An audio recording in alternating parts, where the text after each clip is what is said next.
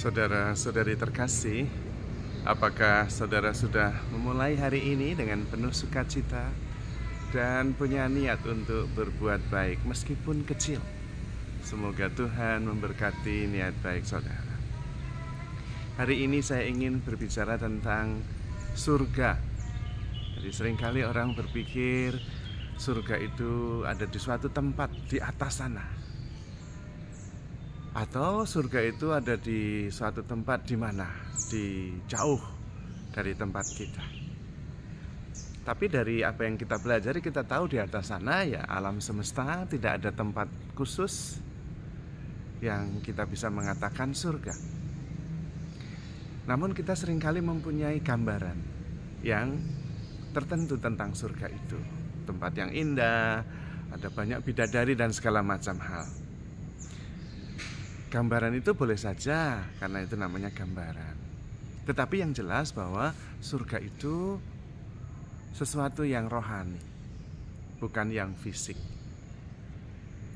Kalau kita mempunyai gambaran, itu hanya gambaran saja. Dan toh gambaran juga bukan fisik, namanya gambaran, buah pikir. Tetapi sebetulnya surga itu apa? Menurut saya, surga adalah ketika relasi saya dengan Tuhan itu baik. Nah, itu surga. Karena ketika relasi kita baik dengan Tuhan, apalagi kita bisa bersatu dengan Tuhan, tentu kita menemukan sukacita dalam kepenuhannya. Kabar gembiranya adalah bahwa surga itu bisa di bumi ini, di dunia ini. Ketika kita penuh cinta kepada sesama, penuh cinta kepada alam ciptaan yang lain, kita penuh cinta juga dengan Tuhan, nah yaitu surga. Surga adalah ketika kita hidup dan tinggal di dalam cinta. Ketika kita menyadari bahwa kita dicintai begitu besar oleh Tuhan, dan kita mempunyai pengalaman dicintai. Bukan hanya konsep, tapi mengalami dicintai begitu hebat oleh Tuhan. Dan itulah seluruh kisah dalam sejarah keselamatan, yaitu ketika Tuhan menunjukkan terus-menerus cintanya yang tanpa batas, tidak pernah lelah mencintai kita. Bahkan sampai akhirnya Dia menjadi manusia dan memberikan diri sepenuhnya, supaya kita tidak ragu-ragu lagi, tetapi sungguh-sungguh mengalami, dan karena itu percaya. Nah, itulah surga. Maka kita perlu melatih bagaimana supaya kita bisa hidup di dalam surga itu, yaitu melatih untuk mencintai. Ketika Tuhan kemudian dirasakan selalu hadir, menguatkan, meneguhkan, dan memampukan kita untuk mencintai. Dan kemampuan mencintai yang paling baik adalah mengampuni. To love is to forgive. Ketika kita mempunyai kekuatan cinta dari Tuhan, kita mampu mengampuni. Namun beberapa waktu yang lalu, saya seringkali mendengar bahwa mengampuni itu sulit. Bahkan ada seorang anak muda yang terlukai oleh seseorang, dia mengatakan, bagaimana saya mencintai Romo? Bahkan menemukan, why should I forgive him? Saya tidak ketemu. Apalagi how to forgive him. Why-nya aja tidak ketemu, Romo. Bagaimana how-nya? Dia mengatakan begitu. Dan saya mengatakan bahwa why itu jelas, mengampuni itu untuk dirimu sendiri. Saya mengatakan begitu. Ketika kamu tidak mengampuni, kamu menyimpan racun di dalam diri. Karena tubuh kita ini adalah sistem kimiawi yang sangat terpengaruh oleh pikiran dan emosi. Kalau kita marah, susunan kimiawi tubuh kita berubah menjadi sangat toksik. Tetapi ketika kita penuh kasih, susunan kimiawi dalam tubuh kita juga berubah, seimbang, dan mempunyai kekuatan untuk menyembuhkan, recovery diri sendiri, dan kemudian mempunyai tenaga yang begitu bagus.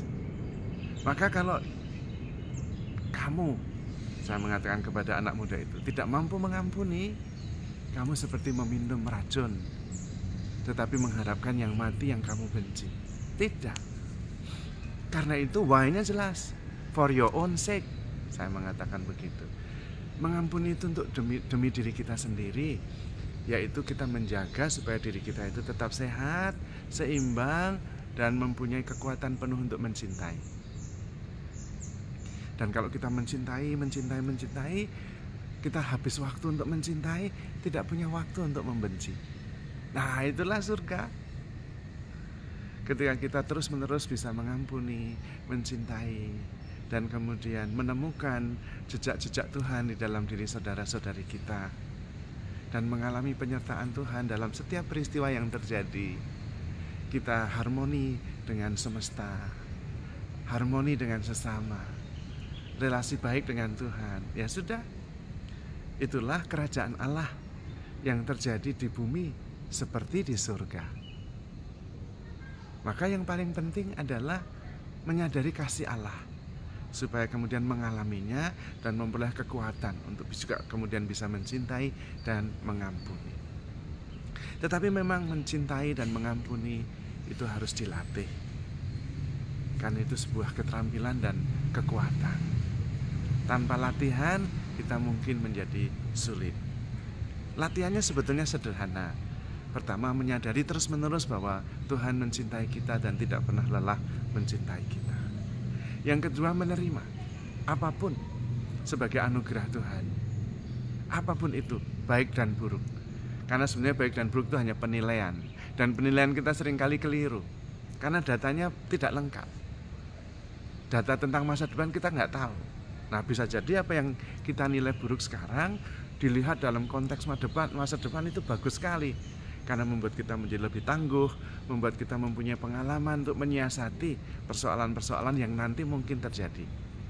Maka acceptance, menerima segalanya, itu juga latihan mencintai.